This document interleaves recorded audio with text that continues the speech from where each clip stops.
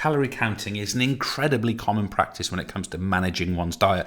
And of course, when we're calorie counting, we really are focused on the amount of food that we are taking, and it could be drink, of course, the amount of food we're taking. And we're not considering variety. We're not considering the timing. If we go back to what is a balanced diet, what we're looking at is the right amount of food. So by way of a reminder, I just wanted to put back in front of you that on average, men consume 2,500 kilocalories per day. On average, women consume 2,000 kilocalories per day. And of course, can be vastly variable for each individual, but that's what we're talking about. Now, counting calories, we consider it to be an accurate and controllable way of eating the right amount of food. So it's accurate, it's controllable, and there's numerous reasons why someone might do this. Someone might be interested in weight loss because they're feeling heavy for whatever period of life they're in. This might be an elite athlete who wants to know exactly how much nutrition they're taking on board, and they weigh their food and count the calories exactly for that reason. I myself use an app.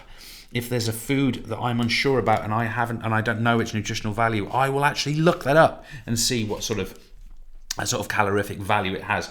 But of course, if we are to ask the how question, what we'll tend to find here is that most people will monitor food labels. That's what most people are going to do. Yes, it could be that you're at a restaurant and the restaurant puts how many calories are in a particular and by the way, I should stress here, when I talk about calories in this tutorial, just notice I'm using this phrase, but we are using that interchangeably with the concept of a kilocalorie, 1,000 calories. This is common parlance. People say calorie when they mean 1,000 calories. So just try and get used to that. Now, I was getting to this point. We can monitor food labels, and all foods feature a food label that give a measure of kilocalories per 100 grams. So with that in mind, let me just show you an example of this. Now, I took this off the internet, and because it's sort of a curved image, I'm fairly sure this is a pot noodle, although I'm not 100%. Now, what I want to address for you here is that we have the first column here of this image. What we have here is that we have the values of nutrition per 100 grams. Now, in this case, we can believe that for each 100 grams of this food stuff, that is going to contain 61 kilocalories, okay? So it would appear to me, because they've put obviously per quarter pot here, it would appear to me that this is quite a high energy food. You see, a full version of this pot would have to multiply 76 by 4, which, correct me if I get this wrong, would be 304 calories. I think I've calculated that correctly. But the point I'm trying to make here is that every single food that we can consume, assuming it's in some kind of packaging, will have that rating on it, and you can get a feel by monitoring those labels as to how many calories these contain. Now, the other thing I did is I've created this little table, and these are all accurate, by the way. I've created this table, and what I've done here is I've just put in the equivalent table here, the kilocalories per 100 grams, but I've also put down a 30 gram ratio, and I've also suggested here how many grams would typically be consumed. So for example, if we were taking on board sort of like a Powerade drink, for example, we're saying that yes, it's got 120 kilocalories per 100 grams, but we've got to multiply that by 5, giving us 600 calories for that drink, okay? Sorry, 600 kilocalories. That's a very significant quantity. If we look at something like a McFlurry, obviously it's got 178 kilocalories per 100 grams, but we will tend to have 1.8 times that many calories. So we're going to have significantly more calories from the whole portion of this, because of course that's greater. One thing I just wanted to stress in this one as well, if you look at something like whole wheat pasta, you can get the impression, of course, that this, you've got here that for 100 grams, we've got 328 kilocalories. We can get the impression here that this is a very high calorie food, and indeed it is. If we were to take on board 60 grams, a 60 gram portion, we would be 200, I'm not going to calculate it here, but we'd be mid 200s in terms of the kilocalories we'd be taking on board. But of course, this is a high carbohydrate food, therefore contains more energy than other foods with less carbohydrate. So we're clearly suggesting that monitoring food labels is one way that we can do this. Secondly, I just want to mention what I said before, is you can use apps or guides. Now, when I say guides, it could be that we are talking about something like someone's going to Weight Watchers, for example, or an alternative. These are guides, or they're using a book which gives them a guide of calories, and that therefore can be estimated. And then finally, what a lot of people do is they might have what's called a traffic light system. Now, I didn't get an image of this, which maybe I should have, but basically on an item of food, you'll have a series of kind of dials, and there'll be a green one, and there'll be a red one, and there'll be an orange one. That was meant to be orange. There'll be an orange one, and then another green one. And what these will be is it will be saying, look, this thing is low in sugar. This thing is, let's say it's high. That's why it's red. It's high in fat. It's medium in terms of salt. And it's low in terms of, let's say it's high in protein. So what we mean by low in protein. So what we could look at this as is, look, this contains a lot of fat, so it's likely to have a high calorific value. So people can use that system as well to do that. But this is the point I want to make to you folks, okay?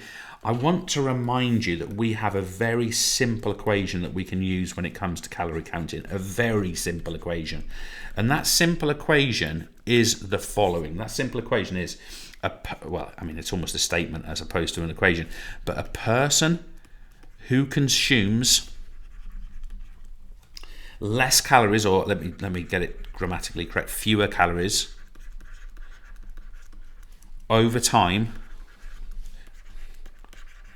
loses weight. Now, I am not encouraging anyone out there to lose weight. Some people feel they need to, other people clearly feel they won't. But the point I want to make to you is that if we need to lose weight, if we find ourselves maybe could be post-pandemic feeling a bit heavy because we've been quite sedentary, one of the ways to do that is to reduce the calorific intake by using the guides on things like food labels, and then we can then go forward and manage our weight in the way that we feel that we want to.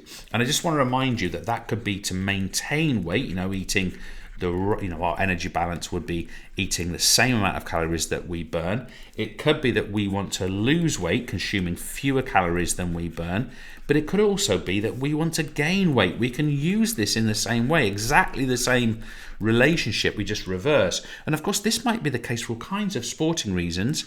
It could be that this person is a rugby forward and needs to bulk up and be heavy and needs to have a high mass so they have lots of momentum. It could be that this is a heavyweight boxer. I'm thinking about someone like Tyson Fury, for example. And Tyson Fury, in some of his fights, wants to be heavier so he can sort of push around his opponent and he'll go into the ring at different weights for different fights. Now, I want to finish this tutorial off, and I want to finish it off with the drawbacks.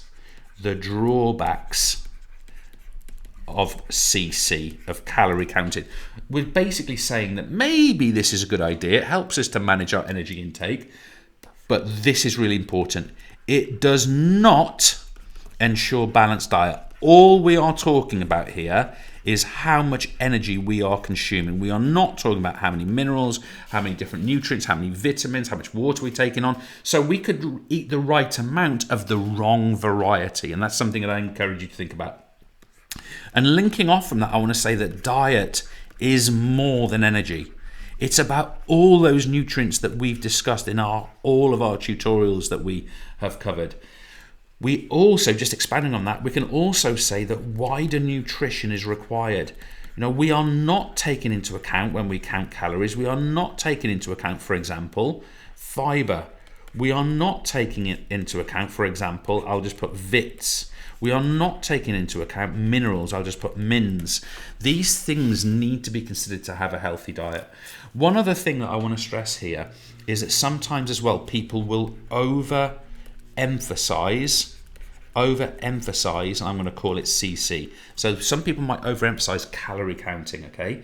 Now what we might do here is we might overemphasize this in a day, or in a meal, or in a week.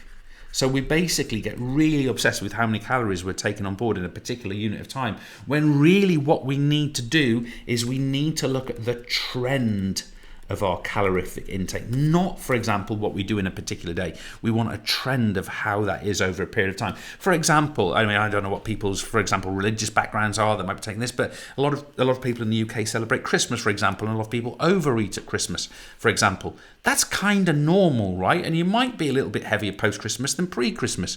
That isn't necessarily something that anyone should feel bad about, okay? It's a sort of normal cultural run of our lifestyle, and therefore you should consider it to be relatively normal. It's the overall trend that we should be focused on.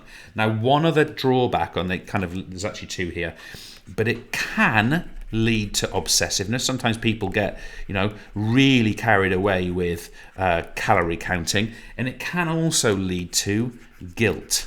Okay, so I feel bad when I eat certain things. So it can lead to obsessiveness or guilt. And of course, that's something that we don't want people to feel in their lives. We want them to be confident in what they're eating. We want you to be confident in what they're eating. That's why we're providing this context and this picture. Calorie counting is a useful methodology, but please see it as a trend, not as an individual day or meal activity. Thanks.